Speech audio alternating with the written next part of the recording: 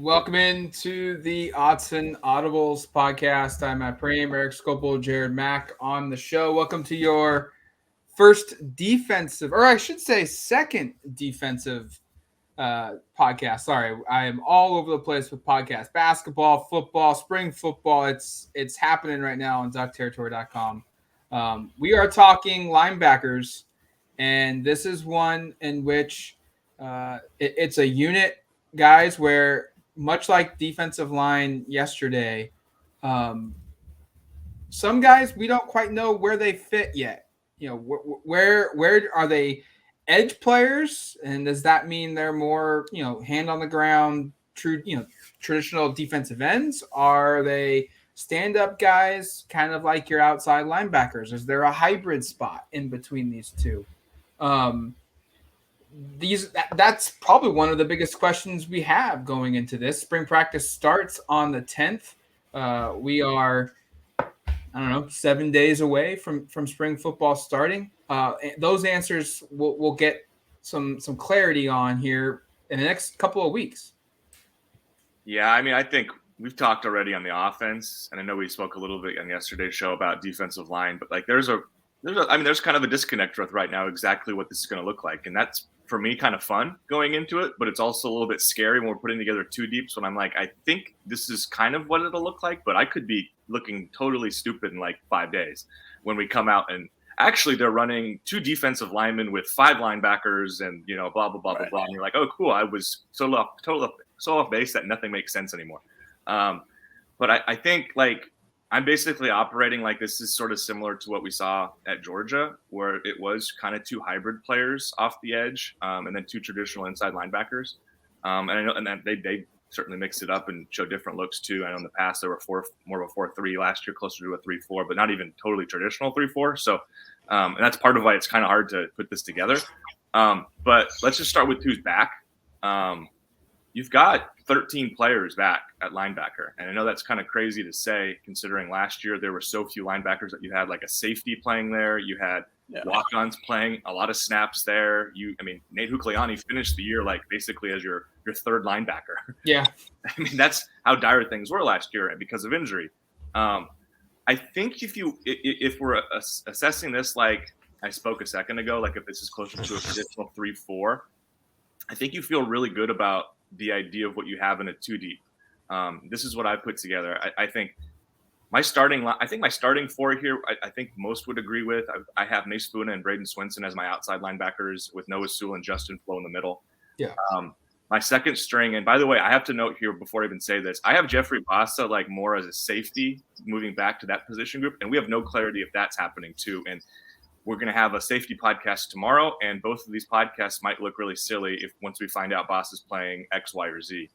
So I'm not including him here, but he certainly needs to be on the minds of listeners of he played a lot last year. He started 7 games at inside linebacker. He might be in this conversation. I'm excluding him because I'm including him at safety.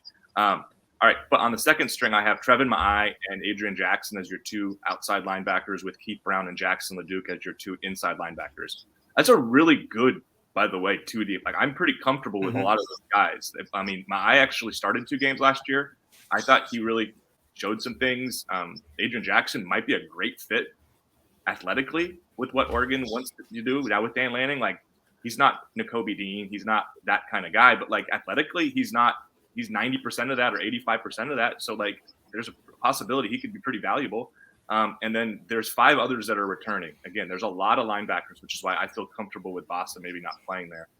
You also have back Jaden Navarrete, Jabril McNeil, Jonathan Flo, Terrell Tillman, and Brandon Buckner, all of which I think count as freshmen right now. So this is a really, really young group. But that collection there, every single one of those guys has shown a little promise, or at least there's some expectation based upon who they were in high school. So I know you think, okay, you've got 8 guys there, but I think 8 guys in my 2 deep, but I think the 5 after, which are kind of unproven to a certain extent, I think you're going to be able to find 2 to 3 more that can fill out the depth. Along with, by the way, and this is my bad effort at a transition to throw it to Jared that we do every time because he breaks down the new guys. By the way, 4 new players also joining the mix, Jared, right? Oh, yeah. Got some new guys as well.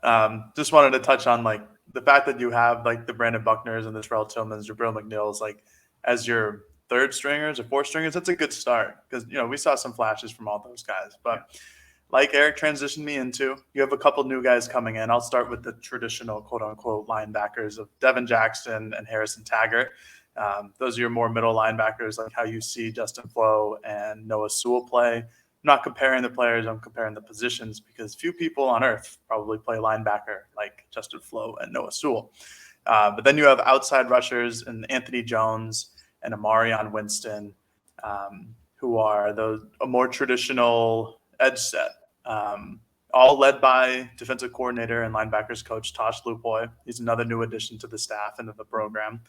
I think if you want to look into one or two players in particular, it's clearly going to be Devin Jackson, and for me, it's going to be Anthony Jones.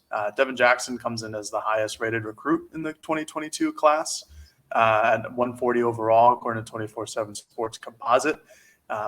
He was somebody who committed to Oregon before Mario Cristobal left, stuck with the program, even when Ken Wilson, the former linebackers coach, now head coach at Nevada, left. He is somebody who could become an immediate impact guy. But as Erik just outlined, there's a lot of people in front of him who have experience, who have even if they don't have game experience, they have a year or two in the program, whatever the case may be. And Anthony Jones is an interesting case because he is listed at 6'5", 242 on 24/7 Sports, but he is listed as an athlete, as a recruit, because he played both edge and tight end in high school. He certainly has a college frame. He's more filled out than most freshmen do. Most freshmen come in at his size, but with an off season, he's enrolled early. With an off season of Oregon's new strength and conditioning program, I feel like he, at his size, could make an impact on the game level at points, maybe during the out of season, or out of conference schedule, but certainly can make an impact at practice in terms of, as a scout team or whatever the case may be. Star power will not be an issue here. I mean, we don't need to go into the long list of accolades that Noah Sewell has accumulated in his 2 seasons at Oregon. Justin Flo, in the very limited time that he has played at Oregon, has been absolutely tremendous. It's an incredibly small sample size, all of one game, essentially. But that one game, you could argue he was as productive, if not more productive, than Noah Sewell. Is that just one game situation? Or is that going to be kind of the expectation for Justin Flo?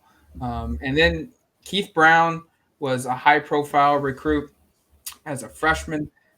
He played in quite a few games for Oregon last season. And then Jackson LeDuc is a guy that, who suffered an injury early on in camp, in fall camp last year. And then when he got healthy, quickly was thrown onto the field. I think part of that was probably depth, but also probably a reflection of his talent and his potential impact. We'll see how this position group looks like going into the spring from a health perspective. Noah Sewell did have some kind of health rehab assignment that went to him after the Alamo Bowl. He did leave the Alamo Bowl with a concussion. You would hope, 3 months later, he doesn't have lingering effects from that. What's Noah Sewell's status? That was a very difficult one to pin down during the season. But all in all, I think this is one in which Noah Sewell's got the job inside locked down. Braden Swinson has the other one locked down. Would you guys say Flo and Funa have their jobs fully locked down, or do they have to, if they don't perform well, they could get passed up? I mean, Funa started like 20 straight games. I feel pretty good about him being, maybe not. I thought Trevin Mai really looked good last year, but I would not expect. I think and again, Funa could be somebody who, depending upon what they want to do positionally, like maybe he makes more sense with the hand down. We haven't seen that yet, but remember he came in at like close to 270 pounds a couple of years ago. Yeah. Had to cut weight. I thought played better towards the end of last season than he ever has in his career here. So I would say Sewell and Funa are the two I feel like those are starters. Like those guys started a combined 26 games last year. Flo's a starter in my mind because of just the talent he has. And Swinson only started one game last year, but albeit that was behind Kayvon Thibodeau, who's a pretty decent player. So, yeah, I feel like those four, I feel pretty comfortable with them being on the one line. I'm really curious to see both Keith Brown and Jackson LeDuc's development physically after missing some serious time with injury last year. I mean, I don't know what Keith Brown is right now. I mean, I don't want to be overly critical. When he was playing, he didn't look good, but I think he was injured and trying to play through injury because they didn't have any other options. There's a reason they shut him down in the back end of the season there. So I'm curious to see what he looks like, because that's somebody I've been really, really high on since he was, a high schooler up in the Corvallis area. So what does Keith Brown provide in his second year? I don't think either Brown or LeDuc have a really clear path to starting just because you have Sewell or Flo there, but because of health, you never know. So yeah, no, I feel pretty good about that top line. And I do think they're star power. I think Sewell and Flo could both develop into All-American caliber players. And I think Funa and Swinson could be all-conference caliber players with development.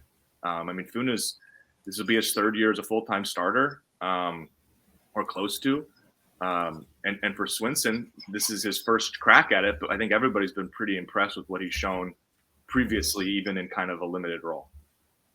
Yeah, I don't think there's any doubt in my mind that 4 is the number one team for linebackers and edge rushers. I think they've all proven themselves. I know Flo just hasn't played in any games, basically.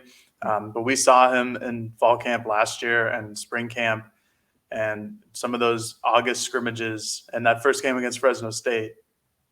I don't need to see any more. I'm good. Like, he is by far the most explosive and the hardest hitter on the team if he's healthy. And he is, I look at him in more of that Nakobe Dean role, because like Nakobe Dean, Flo is a heat-seeking missile when he's on the field. And that leads to his, 15 tackles against Fresno State. But for that combination, Flo and Sewell, if they both stay healthy, that could be one of the best linebacking duos in the country. Swinson had his moments last year. I think a lot of them were, created by Kayvon Thibodeau's attention, sort of like Brandon Dorlus. So, that's been my one concern for this defense, among other things. But one of my biggest concerns on the defense going into the offseason is where are they going to replicate some of Kayvon Thibodeau's rush production? Yeah. Maybe it comes from Mace Funa. Maybe he has a standout year now that he has to be the guy.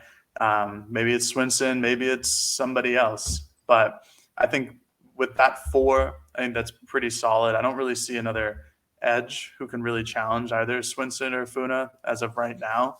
For linebackers, I really like the idea of having Keith Brown and Jackson LeDuc as your backups. I think those guys, if they played on like Cal or Washington with their depleted linebacking room depth, I think those guys are Pac-12 or Power 5 starters, like 100%.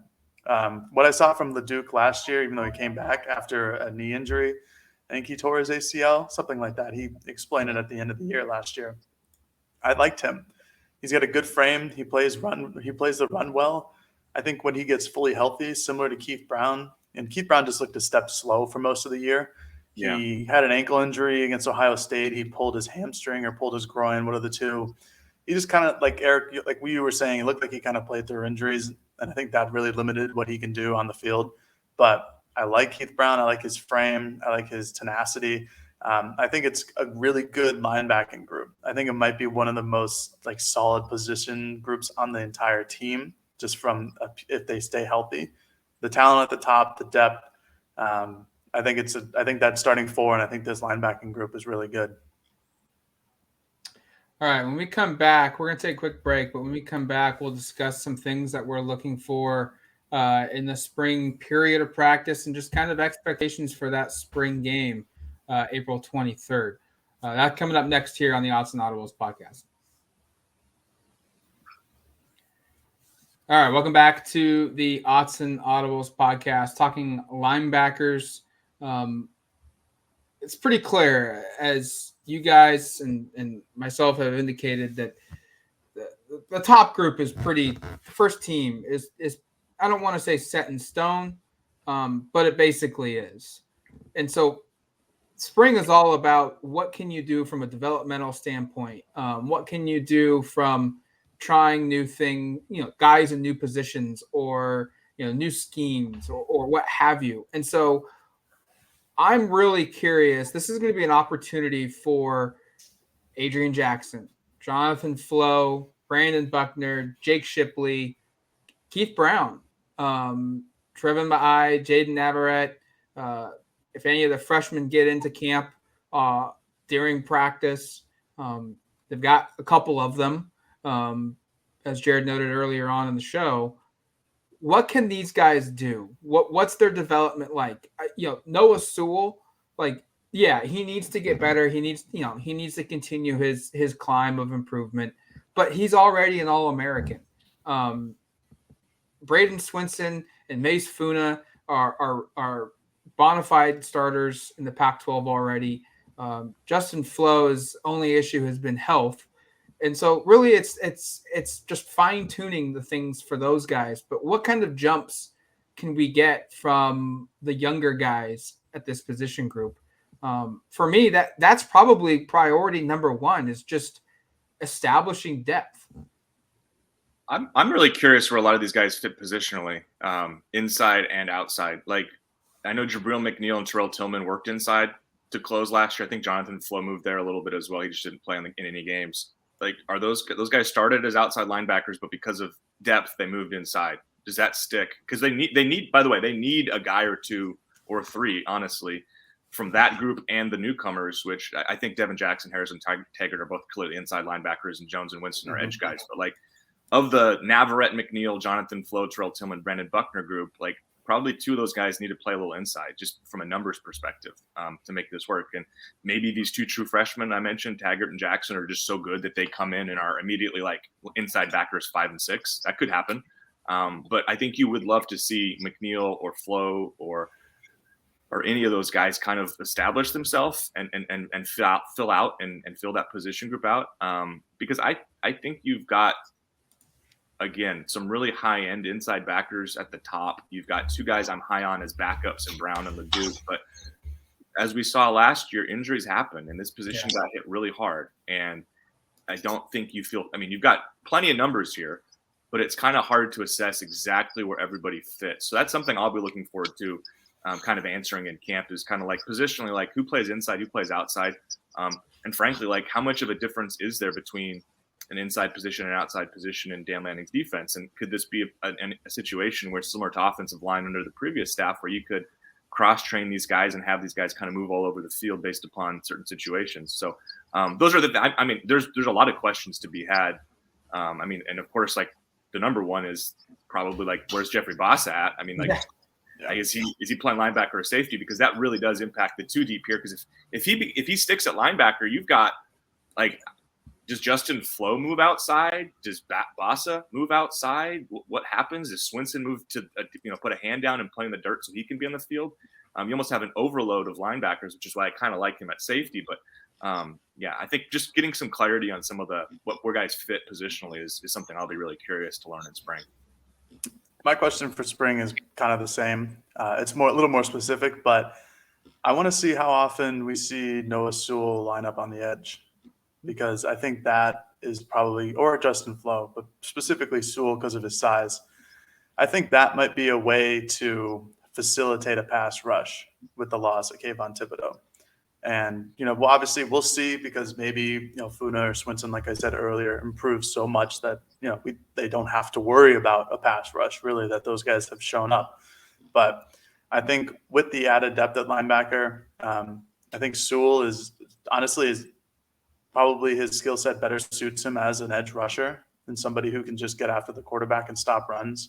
But obviously you're losing one of the best inside linebackers in the country when you do that. And so it's a tough thing, but I do feel like they're going to try to switch that up and see what they can get out of him and use him to the point where I don't think Tim DeRuyter's defense really ever could. Just trying to maximize the most out of these guys. Because I feel like that's what Georgia's defense under Dan Lanning did the best, is they took a lot of guys who had a lot of physically impressive traits and put them in the best position for those to win out against a matchup. And for me, Noah Sewell on the edge is a really difficult matchup for a lot of offensive linemen. So I kind of want to see that, but Erik, I'm with you. Most of all, I want to see the positional versatility and who's lining up where, and most importantly, what the heck is going on with Jeffrey Bassa. Where in the world is Jeffrey Bassa? I want to know, man. I need to know.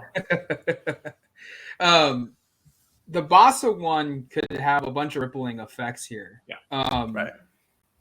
Not to go too much into the safety group because we're going to talk about them on tomorrow's show. But if you could move Bassa to safety, or you could even move him to the star or the nickel position, right, and move Jamal Hill to safety and get all three of those guys on the field at one time with Flo, Bassa, and Hill. So, I think there's a lot to look at of this position group, and you guys mentioned it. The versatility here could dictate where other players play, what type of scheme they fully run, just based off of everything that we know with these guys.